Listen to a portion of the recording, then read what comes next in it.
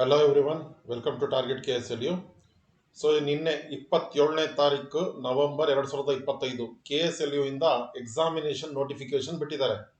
ಅಂದರೆ ಯಾರು ಈ ಸರಿ ಎಕ್ಸಾಮಿನೇಷನ್ಗೆ ಅಪಿಯರ್ ಆಗ್ತಾ ಇದ್ದೀರಾ, ಡಿಸೆಂಬರ್ 2025 ನಡೆಯುವಂಥ ಎಕ್ಸಾಮ್ಸು, ಅದಕ್ಕೆ ಯಾರು ಅಪಿಯರ್ ಆಗ್ತಾ ಇದ್ದೀರಾ, ಎಕ್ಸಾಮಿನೇಷನ್ ಫೀಸ್ನ ಪೇ ಮಾಡಲಿಕ್ಕೆ, ಎಕ್ಸಾಮಿನೇಷನ್ ಫೀಸ್ನ ಕಟ್ಟಲಿಕ್ಕೆ ನೋಟಿಫಿಕೇಶನ್ ಬಿಟ್ಟಿದ್ದಾರೆ.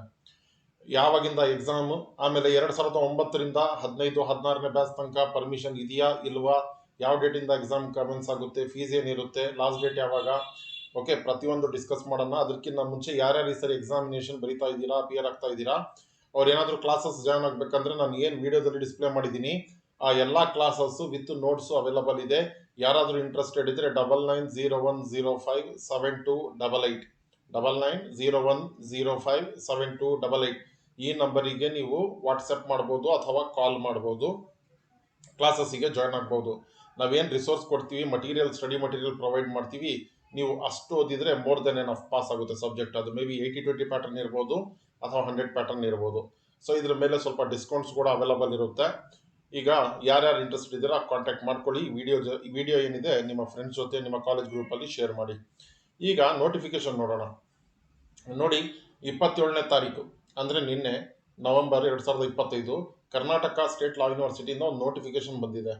ಯಾರ್ಯಾರು ಈ ಸರಿ ಎಕ್ಸಾಮಿನೇಷನ್ಗೆ ಅಪಿಯರ್ ಆಗ್ತಾ ಇದ್ದೀರಾ ಅವ್ರ ಎಕ್ಸಾಮಿನೇಷನ್ ಫೀಸ್ ಕಟ್ಟಲಿಕ್ಕೆ ಲಾಸ್ಟ್ ಡೇಟ್ ಏನಿದೆ ಎಕ್ಸಾಮ್ ಫೀಸ್ ಪೇ ಮಾಡಲಿಕ್ಕೆ ಅಂದರೆ 11ನೇ ತಾರೀಕು ಡಿಸೆಂಬರ್ 11ನೇ ತಾರೀಕು ಲಾಸ್ಟ್ ಡೇಟ್ ಇದೆ. ವಿಥೌಟ್ ಪೆನಾಲ್ಟಿ ನೀವು ಎಕ್ಸಾಮಿನೇಷನ್ ಫೀಸ್ನ ಪೇ ಮಾಡಲಿಕ್ಕೆ 100 ರೂಪೀಸ್ ಪೆನಾಲ್ಟಿ ಸಮೇತ 17ನೇ ತಾರೀಕು ತನಕ ಟೈಮ್ ಇದೆ. ಡಿಸೆಂಬರ್ 17ರ ಒಳಗಡೆ 100 ರೂಪೀಸ್ ಪೆನಾಲ್ಟಿ ಸಮೇತ ನೀವು ಪೇ ಮಾಡಬೇಕಾಗುತ್ತೆ examination fees.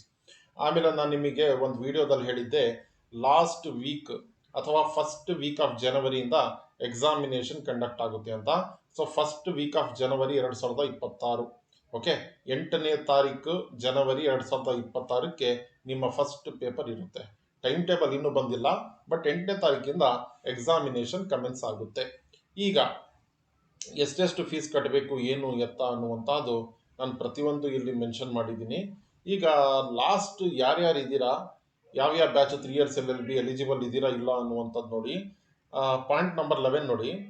As per the existing regulation of 3 years LLB, student who have taken admission 2009 to 2018, 3 years LLB 2009ರಿಂದ 2018 ಯಾರು ಜಾಯ್ನ್ ಆಗಿದ್ದೀರಾ, ಆಮೇಲೆ 5 years LLB 2009ರಿಂದ 2015 ಯಾರ್ಯಾರು ಜಾಯ್ನ್ ಆಗಿದ್ದೀರಾ ಅವರೆಲ್ಲ ಎಲಿಜಿಬಲ್ ಇಲ್ಲ ಅಂತ ಪಾಯಿಂಟ್ ನಂಬರ್ 11, 12 ಅಲ್ಲಿ ಕೊಟ್ಟಿದ್ದಾರೆ. ಆದರೆ ಕೆಳಗಡೆ ಒಂದು ನೋಟು ಸೂಚನೆ ಹಾಕಿದ್ದಾರೆ. 101ನೇ ಸಿಂಡಿಕೇಟ್ ಕಮಿಟಿಯ ರೆಸೊಲ್ಯೂಷನ್ ಪ್ರಕಾರ ನಾವು approval ಪಡೆದಿದ್ವಿ.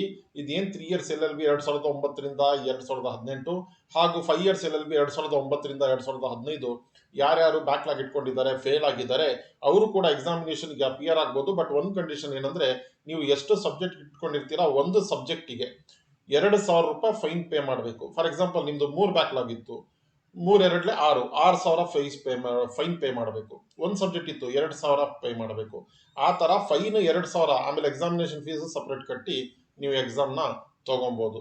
Okay, so this is all about the notification. ಈ ನೋಟಿಫಿಕೇಶನ್ ಏನಿದೆ ನಿಮ್ಮ ಫ್ರೆಂಡ್ಸ್ ಜೊತೆ ಎಲ್ಲ ಶೇರ್ ಮಾಡಿ. ಯಾರ್ಯಾರು ಇಂಟ್ರೆಸ್ಟೆಡ್ ಇದ್ದೀರಾ ಕ್ಲಾಸ್ ಜಾಯ್ನ್ ಆಗೋಕ್ಕೆ, ಆಮೇಲೆ ಯಾರ್ಯಾರು ಈ ಸರಿ ಅಪಿಯರ್ ಆಗ್ತಾ ಇದ್ದೀರಾ, ಎಕ್ಸಾಮಿನೇಷನ್ ತೊಗೊತಾ ಇದ್ದೀರಾ, ಅವ್ರ ಜೊತೆ ಎಲ್ಲ ನಿಮ್ಮ ಕಾಲೇಜ್ ಗ್ರೂಪ್ಸಲ್ಲಿ ಎಲ್ಲ ಕಡೆ ಏನು ಮಾಡಿ, ಶೇರ್ ಮಾಡಿ ಈ ವಿಡಿಯೋನ. Okay, so thanks for watching. Thank you so much.